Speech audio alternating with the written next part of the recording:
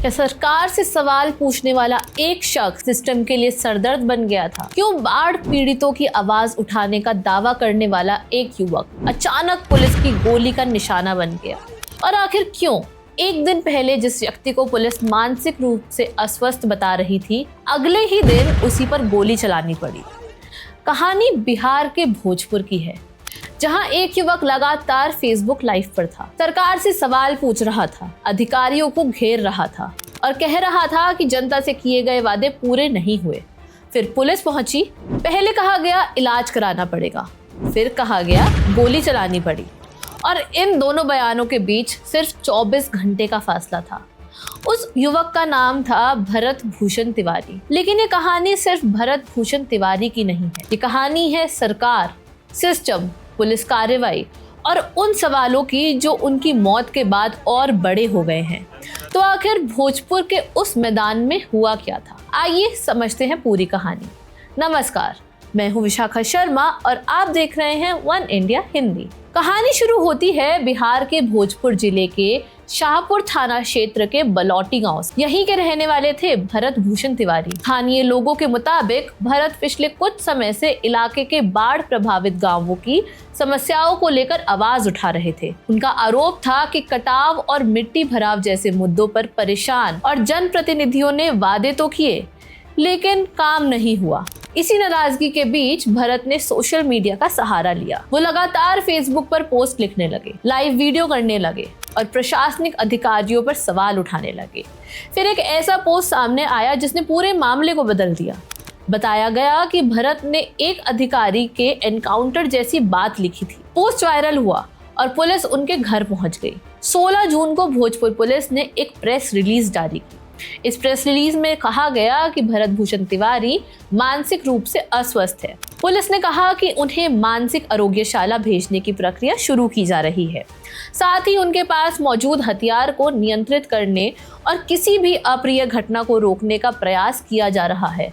यानी उस समय तक पुलिस का आधिकारिक रुख यही था कि मामला एक मानसिक रूप से अस्वस्थ व्यक्ति का है। लेकिन अगले ही दिन हालात पूरी तरह बदल गए। 17 जून की सुबह भोजपुर पुलिस और एसटीएफ की टीम मौके पर मौजूद थी।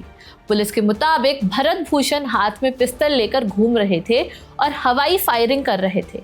उन्हें कई बार आत्मसमर्पण करने के लिए कहा गया, लेकिन पुलिस का दावा है कि वो रुक रुक कर फायरिंग करते रहे, जिससे पुलिस और आसपास मौजूद लोगों की सुरक्षा खतरे में पड़ गई। पुलिस का कहना है कि इसके बाद एसटीएफ ने क्लोज कॉर्डिंग की और आत्मरक्षा में गोली चलानी पड़ी। यही पुलिस का आधिकारिक पक्ष है। लेकिन कहानी का दूसरा पक्ष भी है, क्योंकि एनकाउंटर से ठीक पहले भरत भूषण फेसबुक लाइव कर रहे थे। यही लाइव अब पूरे विवाद का केंद्र बन चुका है। वीडियो में भरत पुलिस से घिरे दिखाई देते हैं। वो कैमरे के सामने अपनी बातें रख रहे हैं, सरकार और प्रशासन पर सवाल उठा रहे हैं, और वीडियो के आखिरी हिस्से में वो अपनी पिस्टल पुलिस की तरफ फेंकते हुए दिखाई देते हैं। हालांकि वीडियो इसके बाद खत्म हो जाता है, यानी उसके बाद वास्तव में क्या हुआ इसका पूरा दृश्य सामने नहीं है।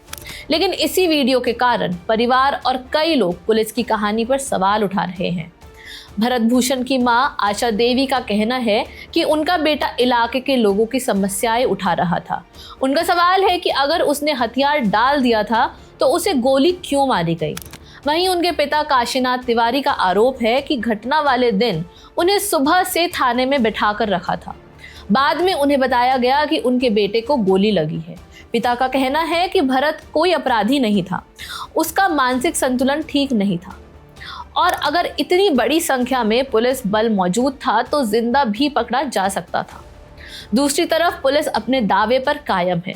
पुलिस का कहना है कि भरत लगातार फायरिंग कर रहे थे और जवाबी कार्रवाई जरूरी थी। यानी इस मामले में दो अलग अलग कहानियां मौजूद हैं, एक पुलिस की, दूसरी परिवार की, और दोनों कहानी एक दूसरे से मेल नहीं खाती। गोली लगने के बाद भरत भूषण को आरा सदर अस्पताल ले जाया गया।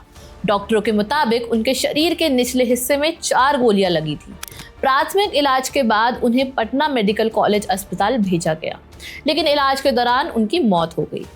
अब इस मामले ने राजनीतिक रंग भी पकड़ लिया है, क्योंकि बिहार में पिछले कुछ महीनों से एनकाउंटर को लेकर बहस चल रही है। विपक्ष लगातार सरकार पर सवाल उठा रहा है, वहीं सरकार कानून व्यवस्था पर सख्त रुख दिखा रही है। मुख्यमंत्री सम्राट चौधरी कई बार सार्वजनिक मंचों पर कह चुके हैं कि जो पुलिस को चुनौती देगा उसे जवाब मिलेगा। ऐसे माहौल में भरत भूषण तिवारी का मामला और ज्यादा चर्चा में आ गया है। मानवाधिकार संगठन भी इस मामले की स्वतंत्र जांच की मांग कर रहे हैं। उनका कहना है कि अगर किसी व्यक्ति ने हथियार डाल दिया था तो फिर गोली चलाने की जरूरत क्यों पड़ी। फिलहाल इस मामले में कई सवाल अभी भी अनुत्तरित हैं। क्या भरत भूषण तिवारी लगातार फायरिंग कर रहे थे जैसा पुलिस का दावा है, या उन्होंने आत्मसमर्पण कर दिया था जैसा परिवार कहता है। 16 जून को उन्हें मानसिक रूप से अस्वस्थ बताने वाली पुलिस को 17 जून को गोली चलाने की जरूरत क्यों पड़ी, और आखिर फेसबुक लाइव खत्म होने के बाद भोजपुर के उस मैदान में क्या हुआ था। इन सवालों के जवाब जांच से ही सामने आएंगे। लेकिन फिलहाल इतना जरूर है कि भरत भूषण तिवारी की मौत ने बिहार में पुलिस कार्रवाई, एनकाउंटर और जवाबदेही को लेकर एक नई बहस छेड़ दी है। इस पूरे मामले में आपकी क्या राय है, हमें कमेंट करके जरूर बताइए और देखते रहिए one India Hindi. Subscribe to One India and never miss an update. Download the One India app now.